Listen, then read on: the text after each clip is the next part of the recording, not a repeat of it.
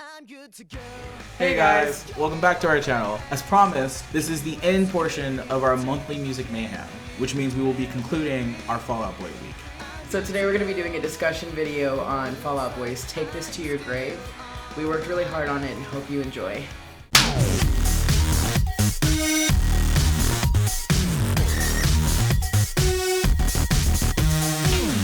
So like we've been doing all week, we're going to be talking today about Fall Out Boy. It consists of Pete Wentz, Patrick Stump, Joe Troman, and Andy Hurley. They're originally from Chicago, started in 2001. They've not only been Grammy nominated, but also have won multiple MTV Music Awards and a People's Choice Awards for Best Alternative Rock Group. Which is saying a lot considering they were a pop punk band. So way to go, pop punk.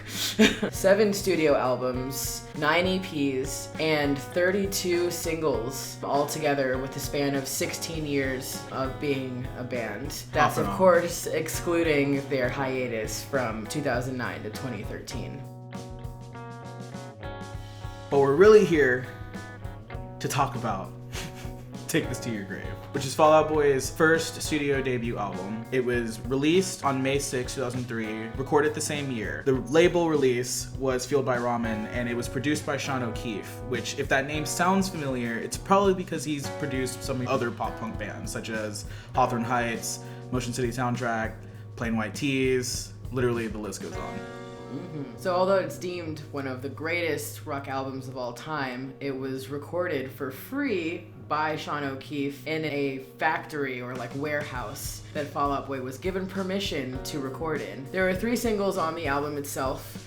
The first one being released was Dead on Arrival. It was released April of 2003. Second one was Grand Theft Auto Where's Your Boy, which was released August 4th of 2003. And the last one being Saturday, which was released December of 2003. It actually almost wasn't even on the album because Patrick didn't even want it to be a part of it until the band was like, we need more songs. And he was like, okay, here you go. So the recording process of Take This to Your Grave was a little tedious, to say the least, considering most of the songs had to go through a lot of reworking, rewriting. It also caused many arguments between Pete and Patrick, specifically over phonetic phrasing versus their meaning, in which at some point Patrick himself even said, I must really want to be a part of this band if I want to put up with this much fuss, which is a very Patrick thing to say, by the way. So it definitely was not a walk in the park for them. They definitely had to work for their time in the studio and these songs for sure. Pete himself actually even felt like if he didn't do most of the lyrics, he didn't really feel like he was going to be much use to the band at that point. The first cover that we actually released on our channel is of Chicago Is So 2 years ago.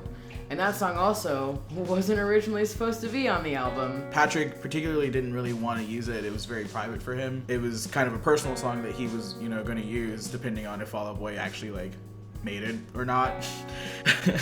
But then O'Keefe actually heard him singing it in the lobby and then decided to bring it to Fall Out Boy. Which then caused Pete to, dislike multiple fucking lyrics. In which they obviously fought tooth and nail over these lyrics. It was Patrick's private song. So it probably was a very heart-wrenching moment, I imagine, for the band. But if it wasn't for the song being on the album, though, we wouldn't have gotten one of the greatest bridges involving Justin Pierre from Motion City Soundtrack as well. It's like I said previously, Patrick wrote Saturday. It was originally actually about how he kind of felt like a failure after graduating from high school. With Grand Theft Auto, or Where's Your Boy, Patrick really didn't like the acapella at the beginning, which is particularly one of my favorite parts of the song. And it was originally an idea that was pushed towards them by O'Keefe. Pete just didn't like the song at all, so. Which is a very Pete thing to do. But I do think it's really cool how he cooled out to the intro of the song. I don't know if anyone's really actually familiar with Take This to Your Grave, but it actually starts with a dial tone of like an old telephone. that was Pete's touch to the album, because like he really liked the stark contrast between the two sounds of like that static sound to then like that loud bashing of the guitars and drums together. Like it was very interesting, and I think it's a really cool thing that he added there. Kind of like a surprise. Yeah, definitely. Calm Before the Storm, which is also another one of my favorite songs, was the only song to transfer over from their first, I guess, EP, Evening Out With Your Girlfriend. Sat outside my front window. Sat outside my front window. The Patron Saints of Liars and Fakes was actually composed in drop D, which Patrick actually found really difficult to sing vocally during recording, which was kind of showing how he was kind of developing as a singer at that point, because prior to this album he wasn't a singer, so he was actually starting to realize that like he needed to kind of figure out a nice little sweet spot for himself. But it's funny considering that that song was composed in drop D because it was kind of foreshadowing their next album, From Under the Cork Tree, which the opener of that album, A Lawyer Made Us Change the Song So That We Wouldn't Get Sued, is also composed in drop D. So it's kind of a little like foreshadowing coming at you. So the album artwork itself features the 4 band members sitting on a futon with the blue filter over it. The futon itself is actually broken as well. And then Alt Press called the finalized cover the pop punk Abbey Road, calling it instantly recognizable, extremely identifiable, and absolutely iconic in some circles. Also, the original artwork actually ended up as the LP for their first vinyl pressing. So anyone that owns their very first vinyl pressing of Take This to Your Grave, that's actually a very rare find. So anyone who owns that, it's actually treasured at this point. Like, if it's not already worth a lot of money, it's probably going to be pretty soon. Yeah, definitely. So back in the day, it was pretty normal for bands to promote their albums by playing at retailers that sold them. For example, Fall Out Boy played at Hollister, and they also had their music start playing on the radio in Hot Topics as well. Which was definitely garnering them a lot of traction as a band. Like, for them being a pretty new band at that point, they were literally getting gigs at South by Southwest here in Texas. They did a 5-day stint at Warped Tour, RIP. And for bands at that point, like, that was a big deal. You're getting a 5-day bill at Warped Tour, and then on top of that, them doing Warped Tour actually led to them getting on the cover of AP, which for any band at that point in their career, only being a year or two out and new, that's like a huge deal. And because of that, and their music playing in Hot Topic as well, by the time Christmas hit in 2004, they were selling around 2,000 to 3,000 albums a week, which is a lot. Which again also led to them garnering, 200,000 to 300,000 copies in total for their first debut album. As an independent album, too, yeah, which is... That was prior to their signing to Island Records. Like, that's amazing. Pretty big. So with the surge in popularity, Rolling Stone magazine even said that Fall Out Boy shows a knack for mixing caffeinated, up-tempo tunes with sensitive, tortured lyrics. Which is true, considering you can't really listen to the album and have a lot of negative things to say about it. It's like iconic for what was turning into like the pop punk emo subculture. And scene at that point, definitely. Again, like, if it wasn't for Take This to Your Grave, emo probably would have never really found its own voice and scene. It kind of gave root to people who felt a certain type of way, whether that was being sad or moody or whatever their emotion may be. Instead of them being labeled as such, they finally had a way to express that and it be real and raw and just as meaningful as metal or pop or any of its contemporaries. You had like a community to Yeah, go to. definitely. Thanks, Fall Out Boy.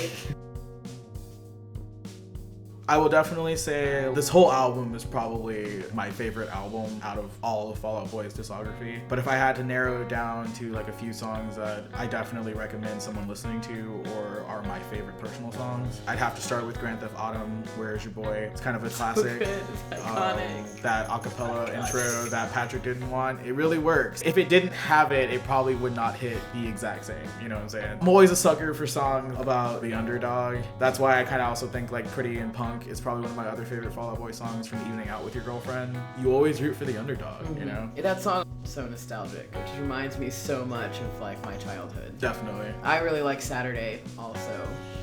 That part, you know, Pete and I tag them not, just so good. Name drops. Name drops. I love name drops. They're just so good. If I had to say my second song, I'd probably have to go with The Pros and Cons of Breathing. I cannot count how many times I've played that song for breakups, arguments, being mad at my parents. Yes. It just kind of works, you know, for every situation. It just like, it has the perfect amount of snarkiness and sass that can make anyone feel like I can cut you with my words, you know? Laser eyes. I really like Calm Before the Storm too, because I think I'm like a harmony whore. Just the layers of the song are really pleasing to the ears. It's like the first thing I think of is the oh, so good. And I'm gonna piggyback on that and say like Calm Before the Storm is definitely another hitter on that one. It's just a really strong song throughout. There's no dull moments in it. Honestly, that build in the bridge, it's probably one of my favorite builds in this album. Reception less warm, set it on. We're the sun right now tonight. It's just so good. The screaming in the song is amazing too. And Patrick vocalizing in the end, it just hits so many layers that are the right kind of layers, you know? Iconic, original Fall Out Boy. No, but seriously, like, this album is definitely a quintessential coming of age album. Like, it's really good. I highly recommend, again, if you've never listened to it, I highly recommend you give it a listen, because you're missing out on some high quality emotion and sensitivity that we honestly don't see in a lot of music in this day and age. Yeah. That being said, we really appreciate you watching this video. Definitely like, subscribe if you want to see more. We're gonna be coming out with a lot of other stuff next week for a band that we love and enjoy and that y'all definitely like too if you're watching a video like this. They're also going to be releasing stuff soon, so it'll just be kind of like a little intro. It's a little surprise, you know. You might figure it out, you might not, who knows. If you have a favorite song from Take This to Your Grave, comment down below. Please let us know. We want to hear what you have to say about it too. And any recommendations on bands that you want us to talk about or do covers for, just let us know. We will definitely listen. And guys, thank you so much for, you know, taking the time out to watch this video, finding it, sending it to your friends, however you came across it, however you found it. Thank you so much, because like we really do like enjoy making these videos, and we do put a lot of effort into making sure that you guys enjoy them too. But yeah, thanks guys, and hope to see you in another one. Bye.